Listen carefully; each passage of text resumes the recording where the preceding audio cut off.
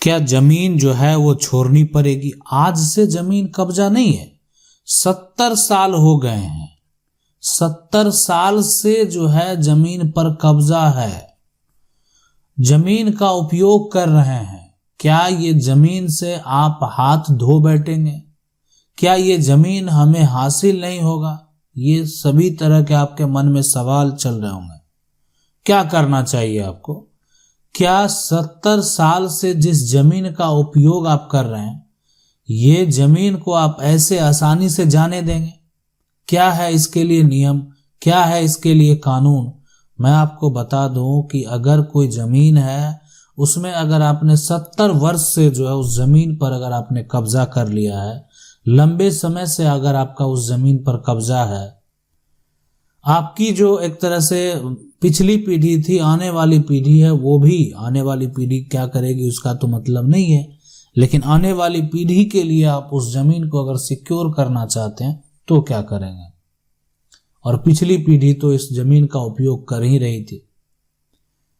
मैं आपको बता दूं कि अगर इस तरह के मामले में जमीन पर आप कह सकते हैं कि जमीन पर जो है, जमीन पर कब्जा तो है, कब्जा है, लेकिन जमीन का कागजात नहीं है। जमीन का कागजात जो है ना, कागजात दूसरे के नाम पर है, दूसरे के नाम पर है। क्या करें, कैसे करें, कहां जाएं, किससे मिलें? ऐसा ही सवाल है कि 70 वर्ष अधिक समय से जिस जमीन पर हमारी पीढ़ी खेती करती आ रही थी, वो जमीन दूसरे के नाम पर है और अब वह इसमें हस्तक्षेप कर रहा है। तो अब आगे क्या होगा, कृपया करके बताइए। देखें, आगे यही होगा कि पहले तो ये देखा जाएगा कि 70 साल से, है ना, साल से जो है इस जमीन का टैक्स कौन पे कर रहा था। यानी सरकार को जो एक तरह से आप टैक्स दे रहे हैं, सरकार को जो आप पैसा दे रहे हैं, रेवेन्यू दे रहे हैं, कौन दे रहा था। उसके बाद जमीन का रसीद कौन कटा रहा है वर्तमान में। जमीन रसीद की अगर बात करेंगे, रसीद किसके पास है? सीधी सी बात है, जब आपका कब्जा है, सिर्फ कागजात नहीं है, तो आपके पास नहीं होगा। रही बात यहां पर देखें दोनों जो पॉइंट है और अधिकार की बात, क्या इस जमीन में अब वो जो व्यक्ति है अगर वो इन्वॉल्व हो रहा है, इस जमीन पर आप खेती अगर करते हैं, तब आपको थोड़ा कब्जा साबित करना मुश्किल हो सकता है। इस जमीन पर अगर आप मकान बनाकर रह रहे हैं, तब आप कब्जा आसानी से साबित कर सकते हैं। तब इतना आसान नहीं है कि वो जमीन जो है, जिस 70 वर्ष से जिस जमीन पर जो है खेती करती आ रही है, तो उसमें तो अब आपको वो साबित करना पड़ेगा कि वो आपकी जमीन है, आप उस पर 70 साल से हैं, ये बात साबित तो करना पड़ेगा। लेकिन मकान में आप आसानी से कर सकते हैं, इसलिए और उतना हटाना जो है आसान नहीं है। अब इसमें क्या कर सकता है कि जो संपत्ति का मालिक है, अगर वो किसी को बेच दे और वो आकर आपकी जमीन को कब्जा कर ले, तो आप कुछ नहीं कर पाएंगे। इसलिए मैं आपको बता दूं, आप प्रयास करें, जो हस्तक्षेप कर रहे हैं उनको कुछ जो है अगर पैसा देकर उस जमीन की रजिस्ट्री आप अपने नाम करवा लें, ये भी एक बेहतर विकल्प है। अन्य विवाद और उलझनों में पड़ने से अच्छा अपना एक हल निकालना। अगला सवाल है, सर जमीन जो है हमारे दादा के नाम से है, पैतृक है, जमाबंदी दादा के नाम से है, दूसरे दादा हिस्सेदार हिस्से से ज्यादा जमीन है ना, चाचा रजिस्ट्री करवा लिया है। हम लोग जो है एक तरह से परिवार जिसके जमाबंदी है, रजिस्ट्री में जो है साइन नहीं किए हैं, क्या करें? हम लोग जो है यहाँ पर जो 30 साल से ड्यूटी में थे, देखें आप अपना जो हिस्सा है उस हिस्से के लिए आप पार्टीशन सूट में जा सकते हैं। अब सीधी सी बात है, ये पूरी प्रॉपर्टी है। अब किसी व्यक्ति का हिस्सा जो है वो इतना ही होना चाहिए, लेकिन फिर भी ये पार्ट भी को क्या किया, बेच दिया। पार्टीशन सूट के साथ साथ देखें, अब अगर एक होता है कि नहीं पूरी जितनी भी प्रॉपर्टी है सभी प्रॉपर्टी में आपको अधिकार नहीं प्राप्त है, एक होता है कि ये जो आप देख रहे हैं टुकड़ा है ना, ये एक तरह से एक्स्ट्रा बेच दिया है। आपका दावा सिर्फ इसी पे है ना, जो एक्स्ट्रा बेचा है वो नहीं बिकना चाहिए था। तो आप जो प्रॉपर्टी विवादित है, जिस पे किसी तरह का समस्या उत्पन्न हुआ है, उस पर भी एक्शन ले सकते हैं। यानी उसी सब प्लॉट के ऊपर जो है, यानी उस व्यक्ति के ऊपर केस फाइल करके आप संपत्ति को वापस प्राप्त कर सकते हैं। अगर पूरी जो संपत्ति है उसमें आपको सही तरीके से शेयर हक नहीं मिला है, तो आप कोर्ट में जाकर पार्टीशन सूट करके संपत्ति में आप अपना हक जो है वो प्राप्त कर सकते हैं। अगला सवाल है, हमारे दादाजी के नाम से 1980-82 में लिया था, लेकिन अभी तक दाखिल खारिज नहीं हुआ। अब कैसे दाखिल खारिज करवाएं?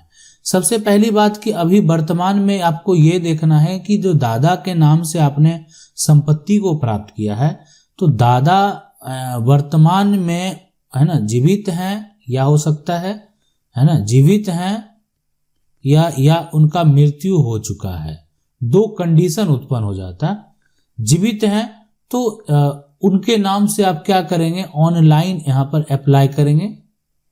ठीक है, एक प्रक्रिया है अभी दाखिल खारिज के लिए, और आवेदन भी दे देंगे जो म्यूटेशन के अधिकारी हैं, है ना, जो एक तरह से रेवेन्यू ऑफिसर हैं, जो अंचल अधिकारी हैं, उनको क्या करेंगे, ऑनलाइन अप्लाई करने के बाद एक आवेदन भी आप दे देंगे कि आपका बहुत पहले का रजिस्ट्री है, और लेकिन आपने किसी कारणवश जो है दाखिल खारिज नहीं करवा पाए, वर्तमान में कब्जा आपका जो है वो है।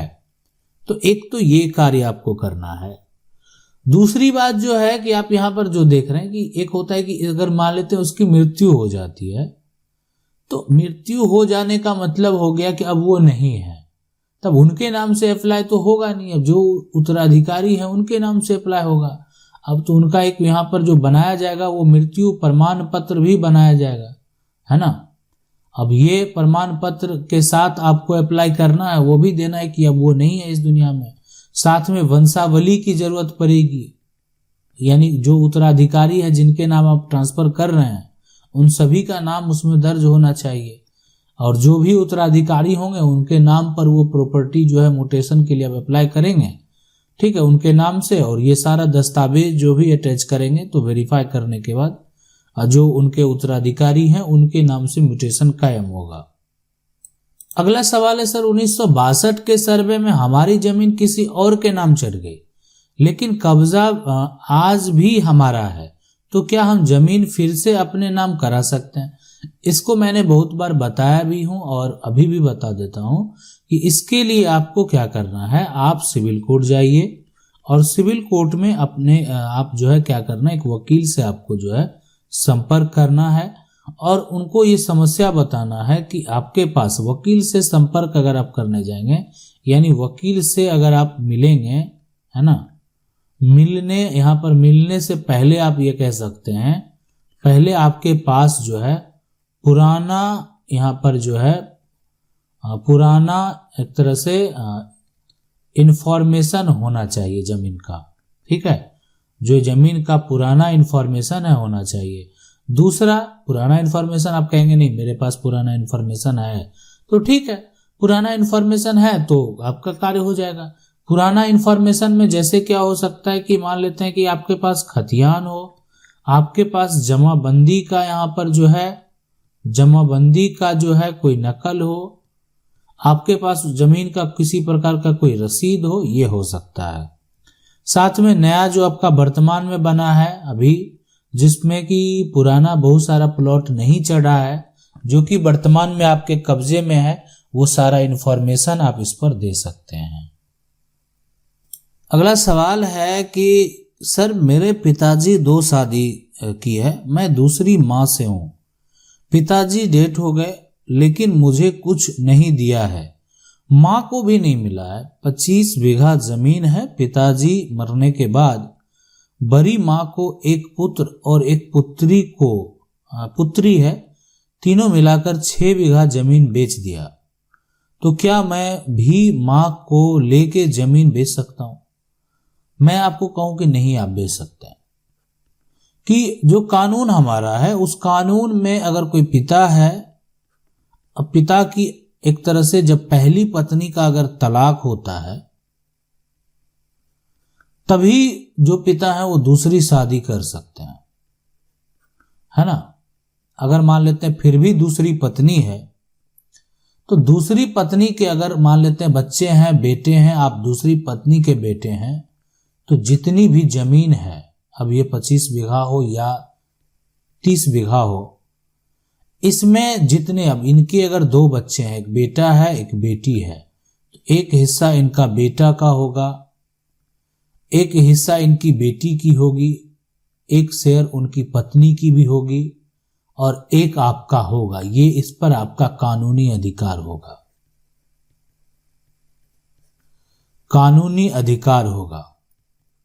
अब आप कहेंगे कि बेचा जो गया, देखें अगर ये संपत्ति पिता की मृत्यु के बाद बेचा गया है, तो अगर जो बेचा है वो अपना हिस्सा बेचा, उसमें आपका हिस्सा नहीं जाएगा।